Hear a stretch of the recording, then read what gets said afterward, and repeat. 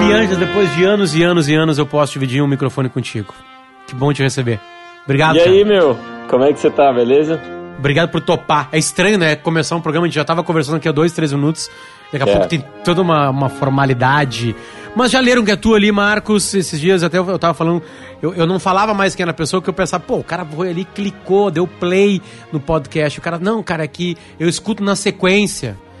Eu não fico olhando pra tela. Às vezes, entendi. E aí eu falei, então tá, meu, tu me ganhou, é verdade. Então, Marcos Pianjas está com a gente. Obrigado, Marcos, por isso. Ex-colega do Luciano Potter, caras novas da Rádio Atlântida, 2002, nossa, né? A gente entrou junto. Exatamente. Cara, faz tempo já isso. 20 anos já quase de carreira, cara. Tem saudade de alguma coisa do jornalismo? Esse jornalismo fazia, Marcos? Alguma coisinha assim, sei lá? Que mais, já que a tua vida mudou completamente? A minha filha, né, eu perguntei pra ela o que você vai ser quando crescer, e ela me disse tudo, né? Primeiro ela me disse um unicórnio, né? E aí, depois de um tempo, a gente voltou a tocar no assunto e ela disse tudo. E aí eu falei, como assim tudo, filha? Tu tem que escolher uma coisa. Ela disse, não, pai, eu vou ser primeiro arquiteta, depois eu vou ser cantora, depois eu vou construir casas, depois eu vou viajar, depois eu vou... E eu falei, cara, pior que a vida, na verdade, ela é muito mais longa do que a gente se habituou a imaginar, né? As pessoas, elas redesenham carreiras aos 80 anos, às vezes, né? Esses dias a gente estava conversando sobre a avó de uma amiga nossa que fez faculdade de psicologia aos 70 e poucos e agora tá é fantástico isso, né? É psicóloga agora. Então, realmente eu acho que essa perspectiva da Aurora, ela é uma perspectiva factível, assim. E a minha vida, ela foi mais ou menos assim, né? Por mais que eu tenha passado, sei lá, 15 anos trabalhando com jornalismo, nunca foi jornalismo. Teve entretenimento, teve televisão, teve rádio, obviamente teve internet. Teve uma época que eu gerenciava pessoas, então tinha uma equipe de inovação. Teve uma época que eu fiquei muito focado nessa história de transformar a empresa numa empresa moderna, né? Teve uma época que eu percebi ali que eu estava meio de saco cheio disso tudo. Tratei em terapia isso, inclusive falei, meu psiquiatra, falei, cara, eu preciso saber o que eu vou fazer, porque eu não aguento mais ficar nessas. Eu achava que a gente estava ali no pretinho acho que num fim, assim, de ciclo, sabe? Num momento que eu queria alguma outra coisa, e aí aconteceu uma sorte na minha vida, que é um livro de sucesso, né? Quando eu lancei o Papai é Pop, não esperava nada daquilo e tu acompanhou, né? Foi um furacão super positivo na minha vida, porque me apresentou uma série de outras possibilidades que eu sou muito grato. Conhecer outros homens, primeiro, né? Conhecer outros homens, cara, que me ajudaram a desenvolver uma paternidade muito melhor do que eu tinha quando eu escrevi os livros, e conhecer pessoas que me ajudaram a ser um marido mais legal com a Ana, e conhecer outras pessoas que me ajudaram a ser uma pessoa, um cidadão mais legal e ter uma visão de mundo mais ampla e mais sensível. Cara, foi uma viagem dos últimos 5 anos aí muito, muito interessante, assim. Meia década já. Eu lembro de tu falando do livro e a primeira edição, capa dura, capinha preta. E aí eu perguntei, cara, que tu acha que vai vender? Ele disse, cara, se acabar essa primeira edição aqui, tá lindo já. E aí vendeu 300 mil, 400, não sei como é que tem a contagem correta. Os 350 mil, né? Que loucura. Me levou para outros países, claro, né, por causa Portugal, disso. Né? Mas, Marcos, então, ao mesmo tempo... Desculpa, vai lá. Pode falar. Não, porque ao mesmo tempo, a gente meio que vai misturar assim um pouco, porque, bom, essa temporada do podcast, que tem um nome, um nome bem genérico, daqui pra frente, botei entre parênteses a palavra pandemia pra marcar quando a gente tá conversando. Eu quero que tu misture esses dois mundos, assim, que eu acho que estão muito misturados. Porque ao mesmo tempo que tu tava escrevendo, que tu organizou o livro dos textos que tu vinha lançando na Zero Hora na época, né? Tu viu que aquilo ali era uma história mais complexa do que aqueles textos do Caderno Vida, né? Não, tinha um propósito maior ali. Opa, isso aqui é paternidade, não é só eu e as historinhas com as minhas 2 filhas e a minha mulher. Tem algo maior aqui. Não, ali teve uma série de convergências, tá?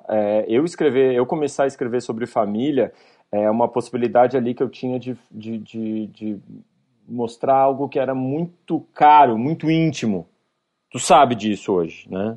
Escrever sobre os seus filhos, colocar isso na internet e correr o risco de alguém falar mal dos teus filhos ou diminuir o teu amor, o amor pela tua família, era um perigo que eu estava correndo e eu ficava muito reticente.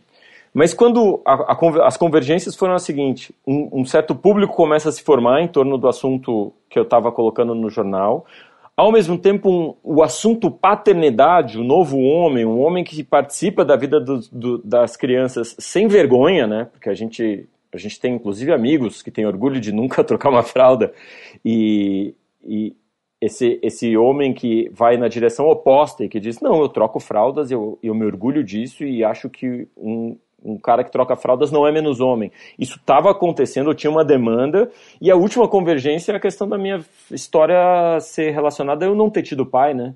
E aí ninguém falava disso, nenhuma mãe solteira tinha orgulho, pelo contrário, até hoje ainda uma perseguição e uma vergonha para tantas mulheres serem mães solteiras, e meu livro fala sobre isso e fala sobre como a minha mãe lidou com isso e como uma mãe solteira pode sim criar um bom cidadão, um bom marido e no final das contas um bom pai, mesmo não tendo a inspiração e a referência de um pai. Mas ao mesmo tempo, Marcos, eu acompanhei também uma coisa muito próxima de ti, que tu espraiava isso, que foram viagens tuas a um evento nos Estados Unidos, né, e essa coisa de, bom, quem já trabalhou contigo, já esteve perto de ti, tu sempre tem um passo na frente, tu eleva, tu faz com que quem tá perto de ti, ou tu vê nessa batida, ou já era, né, tu eleva a inteligência dos ambientes onde tu tá. E tu leva a rádio para um movimento assim de inovação, de entender o mundo de uma maneira diferente, passos à frente de muita gente. E aí tu começa a palestrar em cima disso. Então também surge isso na tua vida, né? Falar de inovação, falar de entender o mundo, de entender que aquilo ali era meio que para sempre. Engato nisso, porque quando eu te convido para falar, tu fala assim, não sei, talvez não. Eu acho que tu tem muita roupa pra falar sobre isso que a gente tá vivendo agora, né? Porque o mundo meio que dá uma parada, né? A tecnologia tá fazendo parte da vida de quase todo mundo, que continua trabalhando. Então eu adentro agora verdadeiramente no assunto, Marcos. Vai dar tempo de mudar algo? A pandemia vai dar tempo pro mundo para transformar coisas para sempre, ou vão ser coisas momentâneas? Aí tu pode pegar a área que tu quiser, tá? Não, tipo assim, eu acho que acontecem muitas coisas, assim, né? A gente vai ver nos próximos anos impactos que vão ser duradouros, a gente vai ver impactos que vão ser momentâneos, né? O uso de máscara eu acho que não vai durar. Eu espero que não dure, né? É muito desagradável e muito... É muito pouco humano, né? Não ver o sorriso da outra pessoa, certo? A gente conseguir interagir apenas através do olhar não me parece o suficiente, ou pelo menos a minha fisiologia não está treinada para interagir com outros seres humanos com metade da quantidade de sinais que eu tinha antes. Então, me parece muito desafiador viver numa sociedade mascarada, né? Acho que pode acontecer. O futuro, né? Eu já vi alguém brincar, manda face em vez de manda nudes, né? Então, tipo, o grande fetiche vai ser mandar um rosto completo, e esse rosto completo ele pode ser até erotizado. Acho que não, espero que não, tá? Espero que não. Quando a gente trabalha com planejamento de cenários, a gente trabalha com o provável, né? Com o possível e também com o preferencial. E eu adoro imaginar um mundo preferencial, né? Adoro imaginar um mundo que vai aproveitar a pandemia para discutir renda básica universal, para discutir menos horas de trabalho, para discutir uma nova forma de ver a escola, né? Então você sabe, eu lancei um livro há 2 anos sobre escola.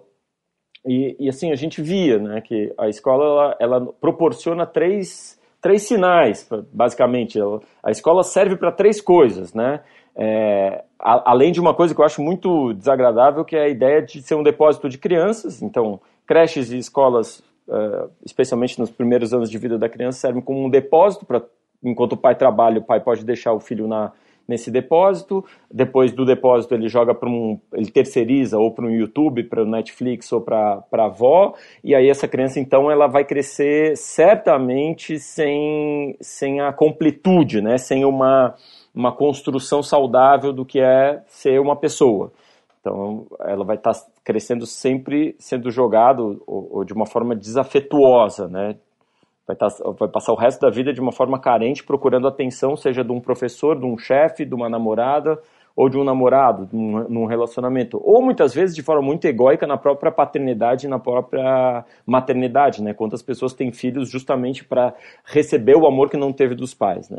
Então, esse é um processo que eu acho muito, muito preocupante, o da terceirização da paternidade e da criação dos filhos, né? Mas assim, a escola, ela, além de ser um espaço de aprendizado técnico, também é um espaço de sociabilização. Então a escola é para as crianças o mundo além da casa, né? Eu acho lindo isso, porque a professora é a mulher além da mãe, o professor é o homem além do pai. Isso é fantástico do ponto de vista assim, de construção. Tu começa a entender que eu posso ter um exemplo, uma inspiração num outro lugar.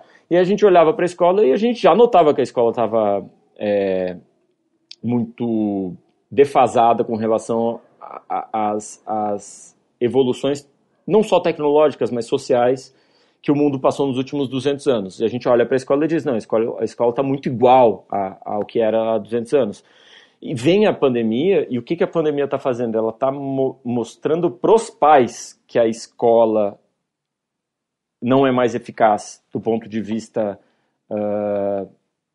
técnico e social. O que eu quero dizer é o seguinte, é fantástico uma criança ir para a escola, interagir com outras pessoas e ter essa série de outros referenciais. Isso torna a criança mais completa.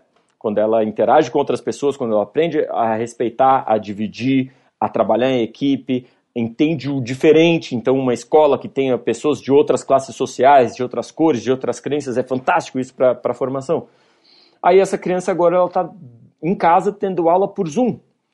E é muito difícil você aprender numa aula filmada, porque, cara,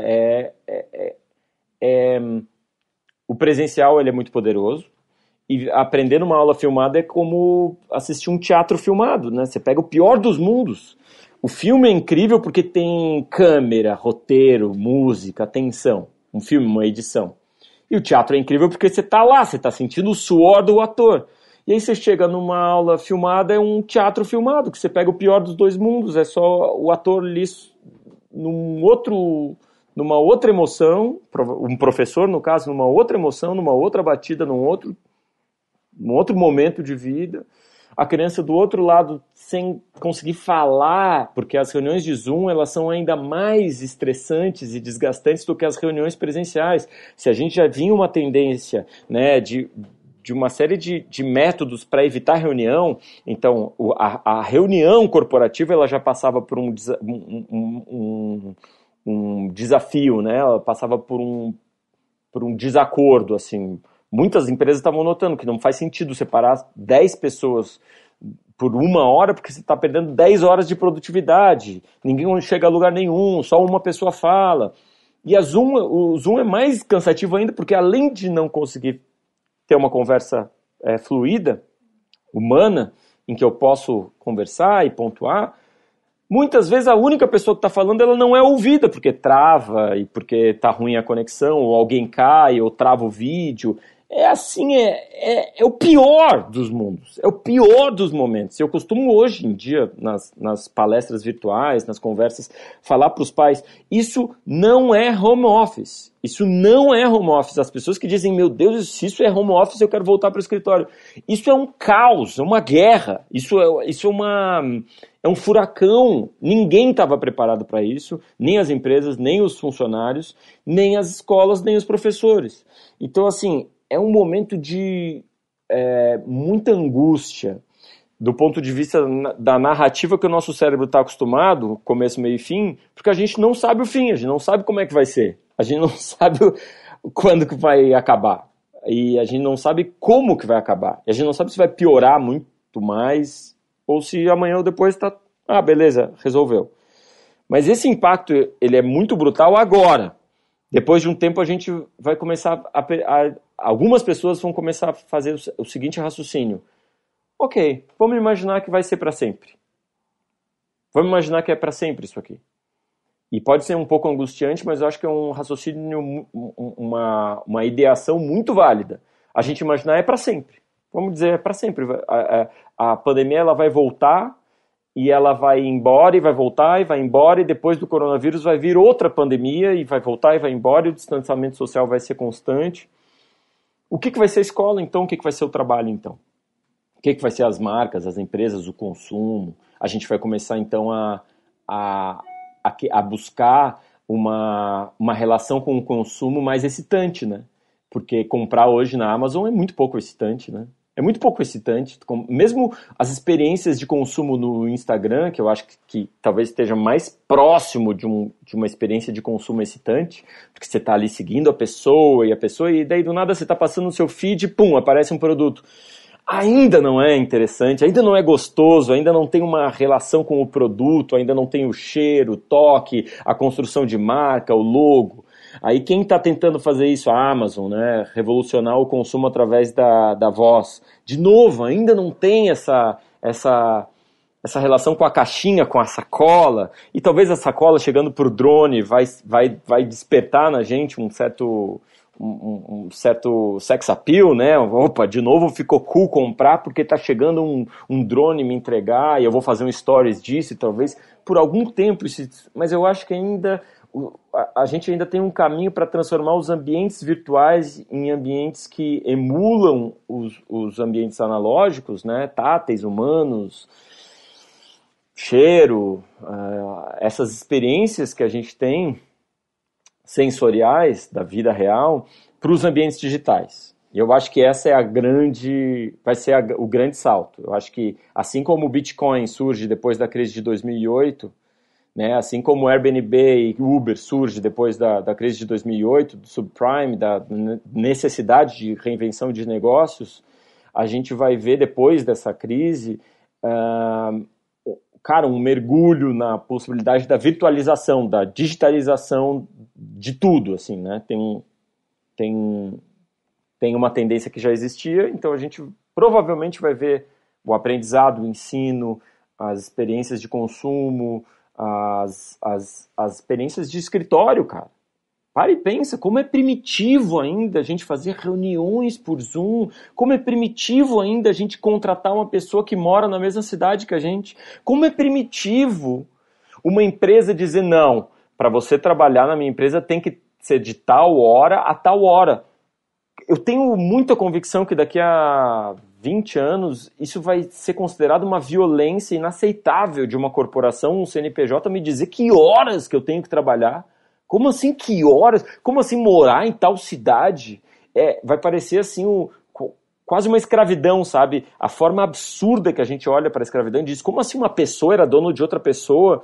Eu acredito que nos próximos, 20, 50 anos, a gente vai dizer, como assim uma corporação era dono de uma pessoa? Ela dizia, não, tu tem que trabalhar de tal hora, de tal lugar, e tu tem que entrar num escritório, bater crachá e ir almoçar meio-dia e depois voltar às 2 da tarde numa catraca, que quando tu passa o crachá demora 2 segundos, e às vezes tu passa e a catraca te segura e tu tem que passar de novo.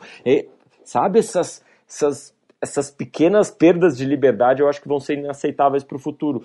E isso se dá, obviamente, através, por um lado, de regulamentação, né, a possibilidade da gente ter governos que incentivam né, uma vida e uma organização melhor para os trabalhadores, mas de outro lado também de uma tecnologia que vai ser mais humana e que vai emular um estilo de vida assíncrono, né? Então eu acho que tem um impacto, sim. Eu acho que uma crise desse tamanho vai ter um impacto na escola, porque imagina hoje, se tu descobre que tem uma escola fantástica em Goiânia. Fantástica, cara. Que conseguiu se reinventar. E que os professores são incríveis. E que as crianças estão aprendendo através desse método, que é um método digital. Eu não preciso matricular minha filha numa escola da cidade que eu moro. Eu vou matricular nessa escola de Goiânia. Então olha o poder, até o poder concentrador que tem a capacidade de reinvenção, né? Então, uma empresa, se tu descobre que tem uma rádio, né, sei lá, da China, que está contratando uma pessoa que fala português e que, cara, ela quer os melhores do mundo que falam português e vai te contar. Então, assim, eu acho que vai ter um impacto, sim, numa série de indústrias e um impacto duradouro e outros impactos que vão ser muito passageiros, né? Acho que tem muita gente querendo voltar para o escritório e tem muita gente querendo voltar a comprar blusa em loja e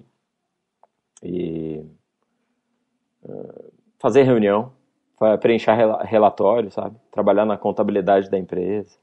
Eu conversei com o Gregório Grisa, que é um estudioso de educação, professor, aqui na mesma temporada, e a gente estava falando sobre obviamente, na casa dele, né, que é educação, e ele falou sobre a alfabetização, né, que essa coisa meio ancestral de segurar um lápis numa folha tem um vínculo cerebral com os músculos do braço que chegam na mão, e o desenho da letra, seja qual for o idioma, colabora para esse processo.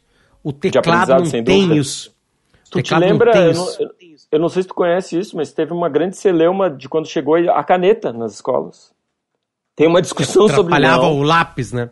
Caneta não. O lápis tem a capacidade de errar, de apagar, a caneta é fia. Sabe, então, essa discussão sobre se a tecnologia deve ou não ser usada é uma discussão muito antiga.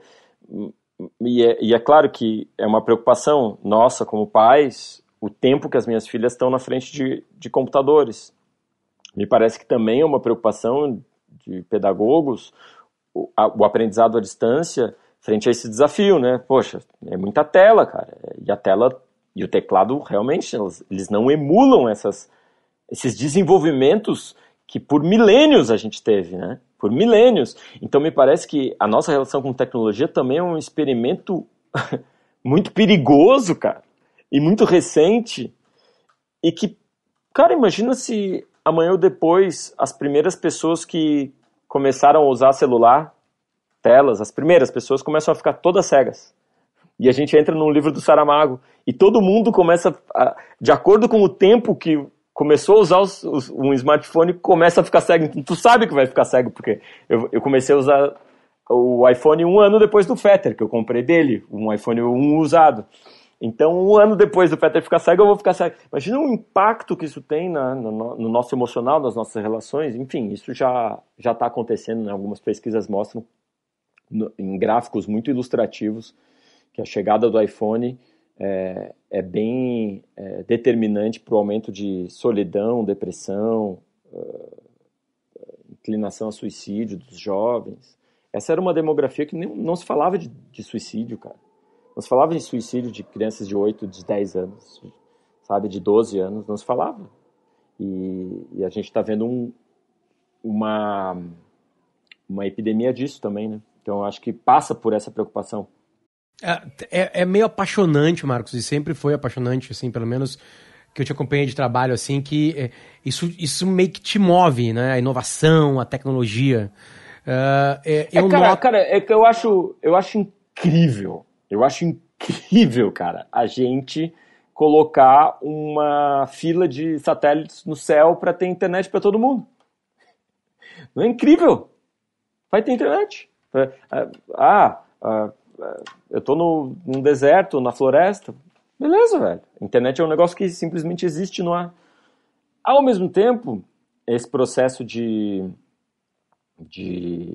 tecnocracia apolítica, né, também nos trouxe para uma realidade em que pouca gente manda no mundo, né? Me preocupa um pouco, cara. Os monopólios não regulamentados. Me preocupa um pouco o Facebook. Porque a gente fala assim, não, o Facebook o Mark Zuckerberg é um cara legal. Beleza, velho. Vamos supor que ele seja um cara legal. Mas e quando vier o Mark Zuckerberg do mal? Quando vier o Elon Musk do mal? Saca? Não é a questão se o Elon Musk é legal ou não, se o Jeff Bezos é legal ou não. Mas quando vier um Jeff Bezos bem do mal, sabe? O Jeff Bezos fascista. Quando vier sabe, uma inteligência artificial que tem controle sobre tudo aquilo que a gente faz e que sabe exatamente onde a gente está e que tem um controle biológico, porque a gente usa pulseiras e relógios, e esse controle interessa ou não a um determinado governo, sabe? Então, a gente tinha que estar tendo essas discussões meio que por agora, assim. Acho que a pandemia vai dar talvez uma acelerada, mas talvez uma diminuída nessas discussões, as discussões que importam de fato na nossa relação com tecnologia, sabe? A gente já dá demais, né? A gente já dá muito da nossa vida com os smartphones, né? A China já consegue controlar. Qual é a minha esperança? Sistemas de saúde. Cara, né? A minha esperança é que a gente tenha... É que, aparentemente, a pandemia piora. A pandemia faz com que a gente precise dar mais. Né? À mercê de uma vida melhor. À mercê de saberem como é que tá a minha febre. À mercê de... Olha, tem um casal com febre agora lá na Otávio de Carvalho, 12h43. Vai lá. Aí bate lá o cara lá. Que a gente viu aí, por causa da tua pulseira, que tá com febre, vem cá. Tirada. Tipo assim, não estamos distantes disso, né? Já pode estar acontecendo em algum lugar do mundo. Mas isso apaixona ou dá medo? Tenta te decidir. Isso é mais amedrontador ou... Eu entendo o que tu quer dizer. Eu adoro quando alguém toma partido, tá? E se eu pudesse escolher, eu diria que me apaixona. Apesar disso, eu sei que uma pessoa que está ouvindo agora, que está interessada nos perigos da tecnologia, ela vai ficar assustada com um entrevistado que diz assim, eu me apaixono por isso. Porque eu entendo que a gente precisa tomar algumas decisões, cara. São decisões, é isso que as pessoas às vezes não percebem, são decisões de pessoas, velho. Teve um empresário que disse assim, vamos experimentar 8 horas de trabalho. Sabe quem foi o cara? Ford, cara. Ford disse, vamos experimentar 8 horas de trabalho.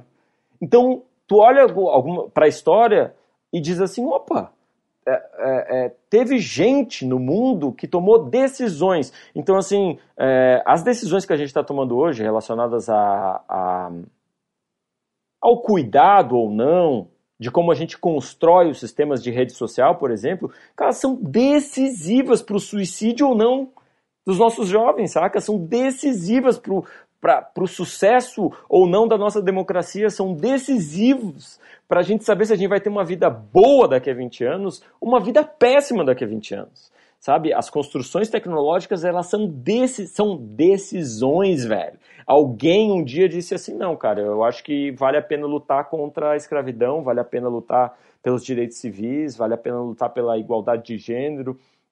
E essas decisões nos colocaram numa situação muito mais confortável, inclusiva, agradável, justa, igualitária. Fala-se muito da febre do petróleo, né? Cara, e é fato, cara. Tu descobre um monte de petróleo no teu país, tu pode decidir, é uma decisão, ser a Venezuela ou ser a Noruega. É uma decisão. A Noruega decidiu, cara, a gente vai pegar toda a grana que a gente ganha com petróleo e vai fazer o fundo soberano. Hoje é o maior fundo soberano do mundo, tem 1 trilhão de dólares. Eles não sacam esse dinheiro. Esse 1 trilhão de dólares, eles só sacam os rendimentos desse dinheiro, distribuem vários investimentos ao redor do mundo.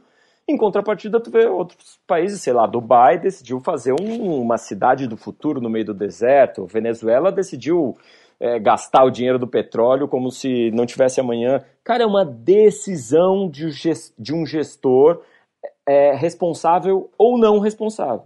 E aí a gente passou nos últimos 50 anos um processo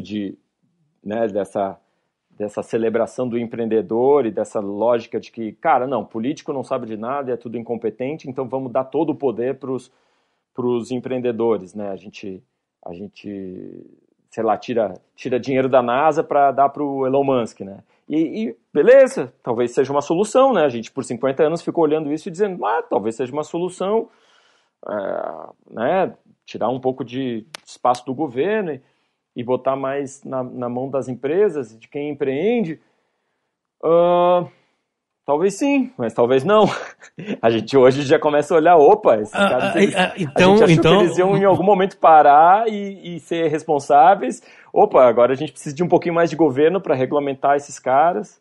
Fechando o círculo, a gente está falando de educação, na verdade, formação de seres humanos é educação. Né? E tu estava antes preocupado com a educação. Antes preocupado, né, com esse afastamento. A gente sabe que o Zoom não é para sempre.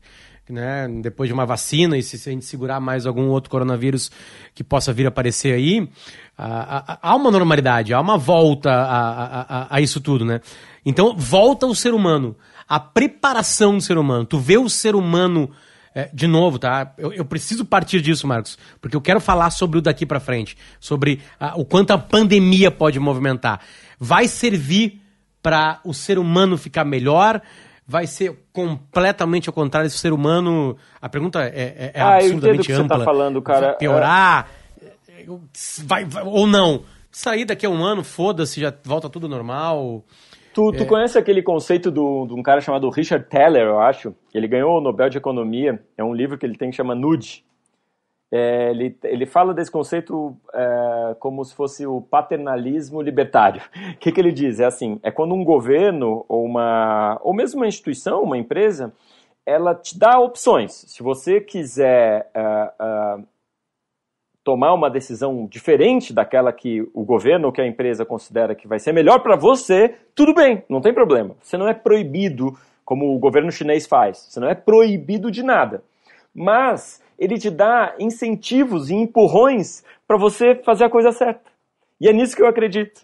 Eu acho que uma cultura construída para que a gente seja sempre melhor, para que a gente diga sempre sim para doar para uma instituição, para que a gente sempre diga sim para um voluntariado, para cuidar de senhores, de velhinhos, de crianças, para que a gente sempre seja mais fácil a gente cuidar dos nossos filhos e ter uma paternidade mais participativa, mais afetuosa, um empurrão para que a gente seja sempre melhor cidadão, menos machista, menos preconceituoso, menos racista.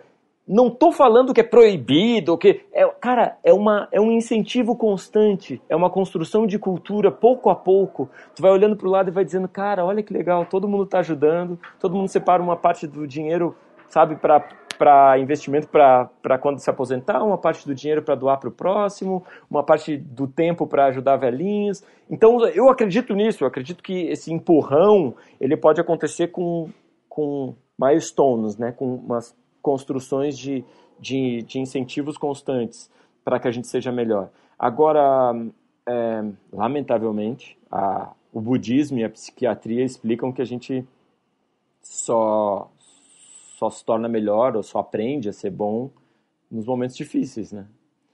Então, a gente valoriza a nossa mãe quando ela está prestes a morrer, né, velho? A gente valoriza o nosso casamento quando a nossa esposa diz, eu quero me separar, né? Aconteceu comigo, né? Então, a gente valoriza os nossos filhos quando a gente imagina assim, caraca, velho, vou me separar e vou ficar longe das minhas filhas. Você começa a pensar tudo que você vai perder e você começa a valorizar. Então, assim, na dor, a gente tem talvez um empurrão para ser um pouquinho melhor ou para refletir no que a gente pode ser melhor. Então, talvez sim, talvez o corona, talvez a pandemia seja um incentivo para a gente. Mas, ao mesmo tempo, eu percebo que tem muita gente que tá mesquinha pra caramba hoje, sabe? Hoje em dia, assim. Tem muita gente que diz assim, não, cara, eu vou... como é que é o peixe é pouco, meu pirão primeiro, né? Como é que é? Quando a farinha é pouca, o meu pirão primeiro, né, velho? Já tem até... Entende? E as pessoas falam isso de uma espécie de orgulho, né, cara? Eu acho que essa é uma frase, sim, para se falar com muita vergonha, né? Muita vergonha. Porque o pirão é pouco, a farinha é pouca, vamos repartir, multiplicar, né? É louco isso, né? Porque tantas vezes eu me pego repetindo sei lá, ditos né, populares antigos para explicar o mundo que nós não sabemos o que vai acontecer. E é muito chato, Potter, pra mim, velho, falar em repartir o pão, irmão. Pô, repartir o pão, velho. Tu sabe, né, cara? Falar em, sei lá, dar outra face, saca? Falar em amar o próximo como a ti mesmo. É muito, muito chato, velho. Olha a posição que eu tô. De ter que falar tudo isso, cara. Entende o que eu tô falando, cara? Pô, cara, já era pra você saber isso, velho. Não era eu que tinha que estar falando, sabe?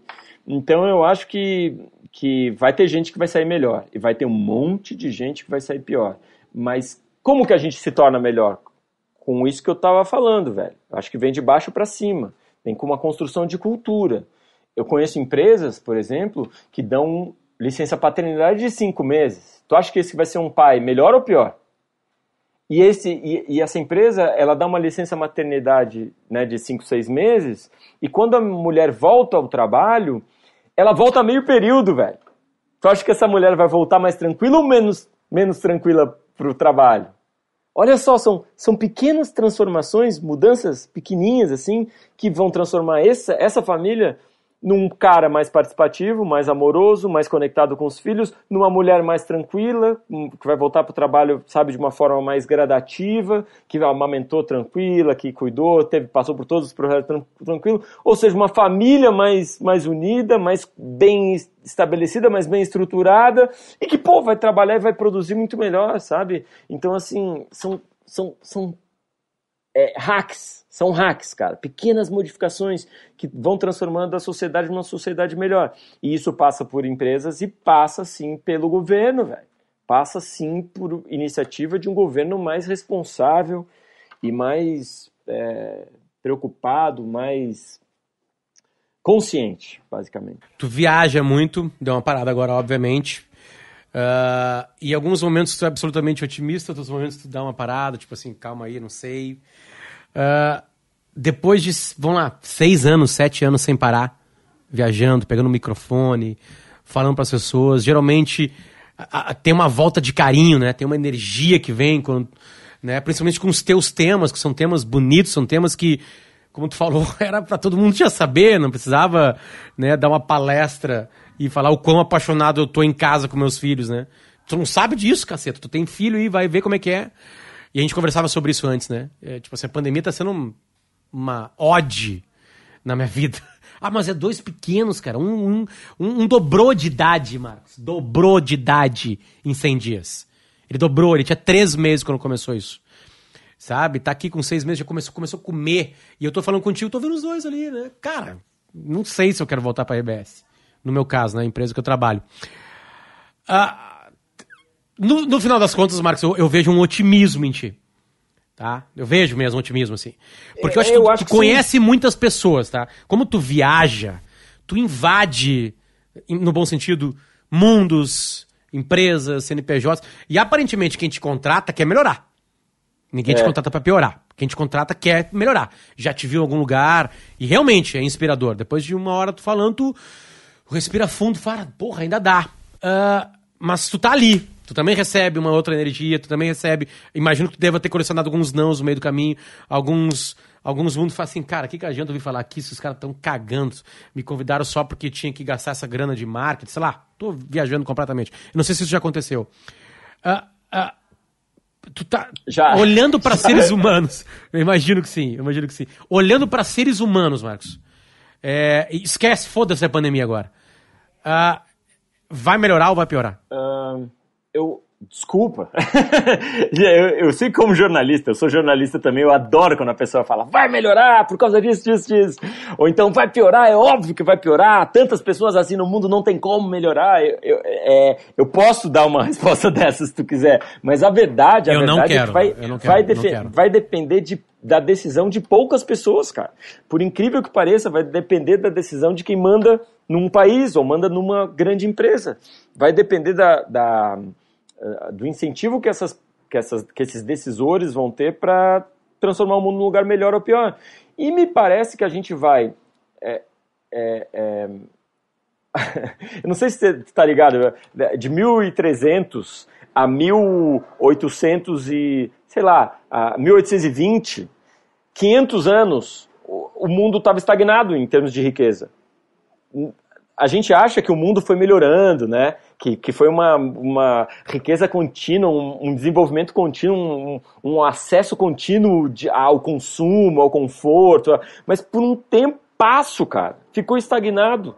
E quem era rico, quem era pobre, um ou outro conseguia passar, muita gente miserável. Cara, nos últimos 200 anos, a gente está vivendo uma coisa que é maravilhosa, velho. Nos últimos 200 anos, a gente está vivendo uma relação de... uma fuga de escassez para uma realização de abundância que é fantástica. O nosso maior perigo é achar que não importa o que a gente faça, a gente vai continuar em direção a um mundo cada vez mais confortável, abundante e igual. Cada vez mais humano e cada vez mais... Não, cara! Não é assim que funciona. Funciona com, no meio do caminho, algumas pessoas tomando pequenas decisões e fazendo pequenos hacks, pequenos ajustes para que a gente, de fato, siga nesse caminho. Um caminho que foi previsto há 100 anos. Há 100 anos se falava que a gente, em 2020, ia estar trabalhando 3 horas por dia.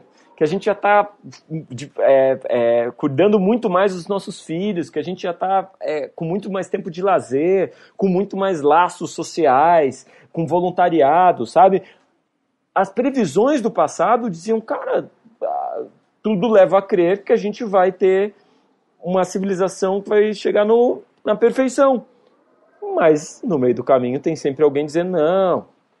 Vamos fazer um hack aqui que eu acho que dá pra... Não precisa de tanto dinheiro aí para essas pessoas. É melhor... Não sei se tu tem acompanhado, mas se falava de uma recuperação econômica em V, ou talvez em U, e aí durante um tempo se falou de uma recuperação econômica em W, e agora tu sabe qual é a letra que estão falando? Em K, que é os mais ricos ficando mais ricos e os mais pobres ficando mais pobres. Então, assim, é isso que a gente quer, velho? É agora pra gente tomar a decisão. Saca? Esse é o momento para a gente tomar decisão. E como que a gente vai tomar? Quais são os parafusos que a gente vai apertar para que não seja uma recuperação em K? Para que a gente tenha uma recuperação em que todo mundo vai ter uma vida melhor no futuro? Porque me parece... Cara, não sei, na minha cabeça é muito óbvio que uma vida melhor para todo mundo é uma vida... É a vida que a gente quer para os nossos filhos e para os nossos netos. Então, eu sou otimista, mas são decisões que a gente tem que tomar. Naquela época ali dos anos 40, muita gente se matou, completamente pessimista, dizendo assim, cara, acabou, não vai dar certo. E depois dos anos 50, a gente tomou, depois de 45, a gente tomou algumas decisões e deu alguns apertos ali e disse, opa, talvez role, galera, vamos por esse lado aqui. Eu acho que esse é o momento, cara.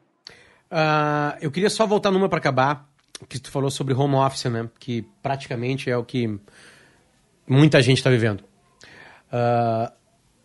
E aí tu falou que não é home office. Não é home office. Não é home office.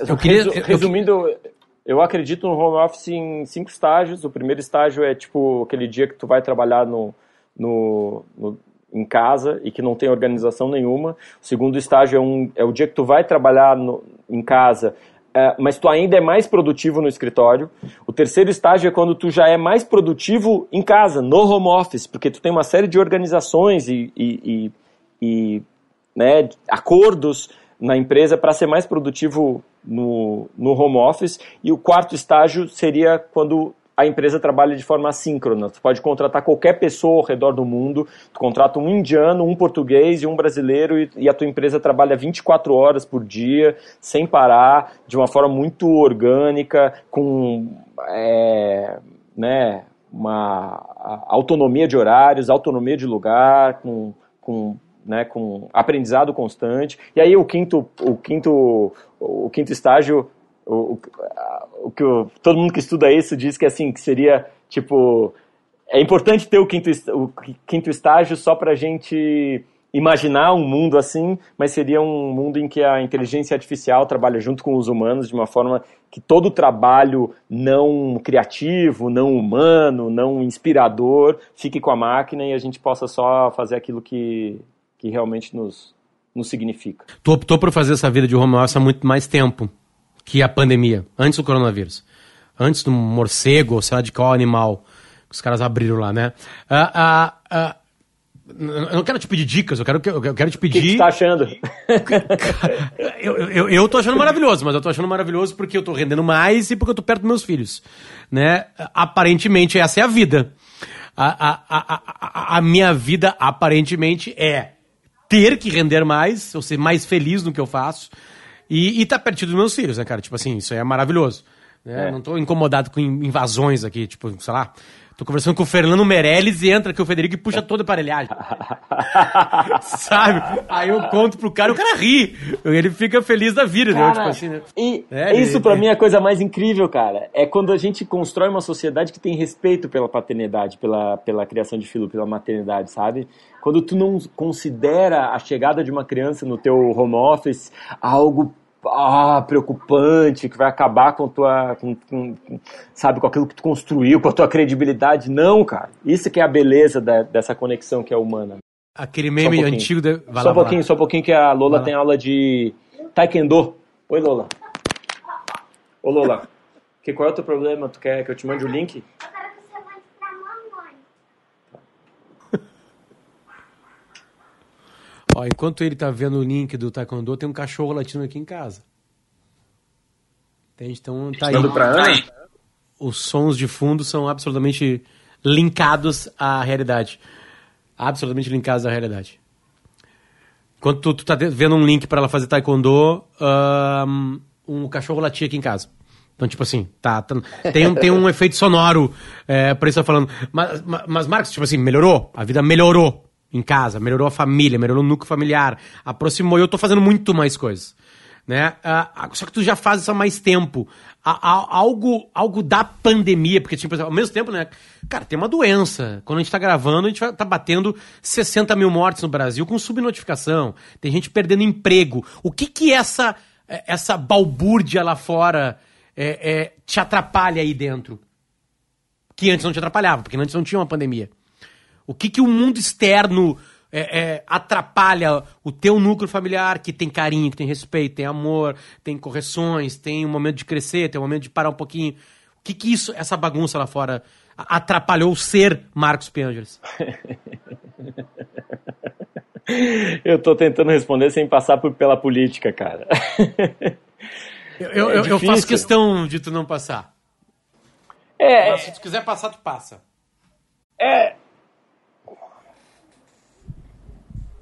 Atrapalha.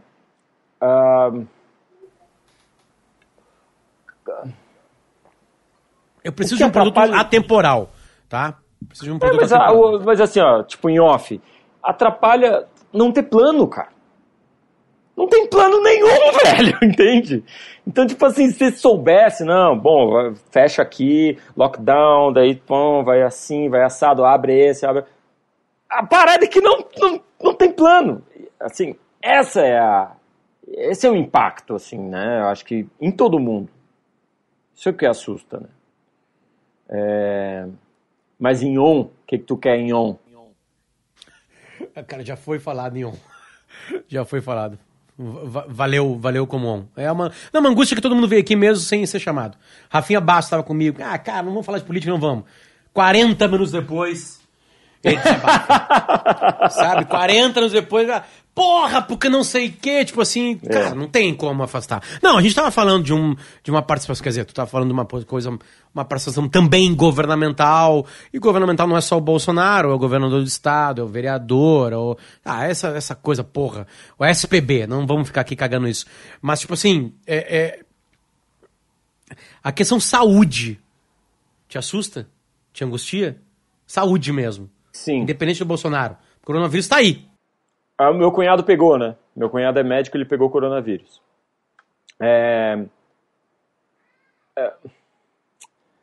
Mano, imaginar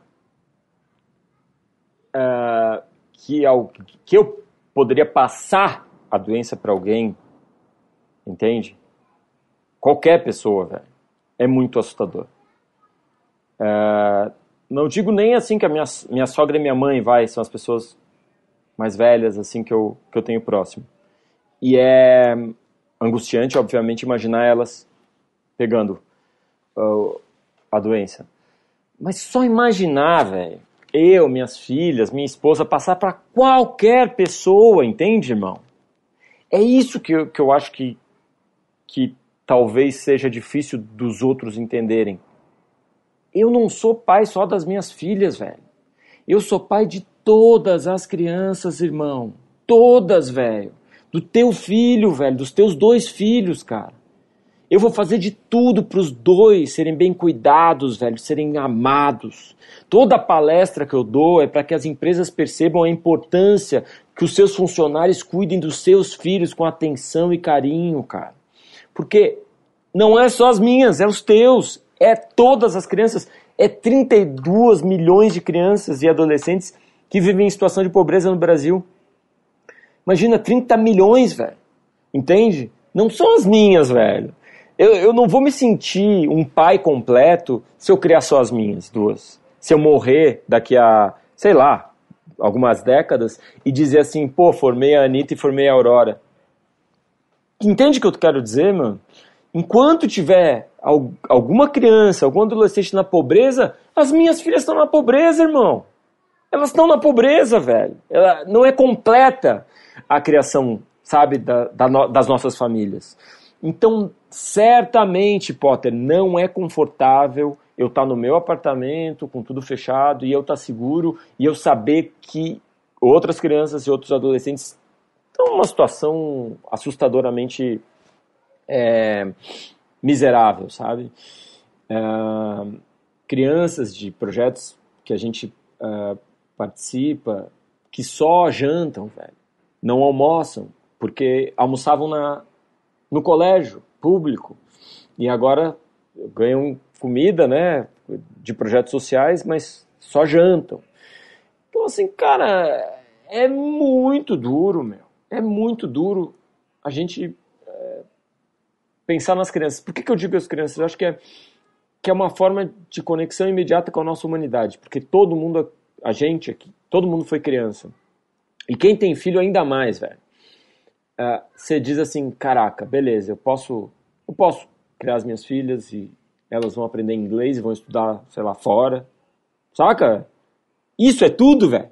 Isso é tudo que tu tinha, irmão. Passou 100 anos aqui, é tudo que tu tinha isso. Só tuas duas filhas, só tua família, só os teus. Ou tu tá preocupado com todo, sabe? Com todo mundo, com todas as crianças, com todo mundo que tu encontra, com o motorista de Uber, com o cara que entrega o iFood. Então, assim, eu tô mais pra esse segundo lado aí. Eu acho que uma vida, ela só é completa mesmo quando você se esforçou pra tornar a vida de todo mundo completa também. Cara, 50 e poucos minutinhos não basta pra te matar a saudade de ti. Irmão. Obrigado pelo carinho. Vamos falar mais. Obrigado pela atenção. Obrigado por... Isso vai chegar em pessoas e eu acho que por isso que valia a pena eu lutar pra te estar aqui. Então, obrigado pelo teu tempo, principalmente, que eu sei o quão difícil é na vida de todo mundo. Irmão. Um beijo em todo mundo aí, na Ana, na Aurora, na Anitta. Um beijo nos teus aí, na galera ao redor. Perfeito.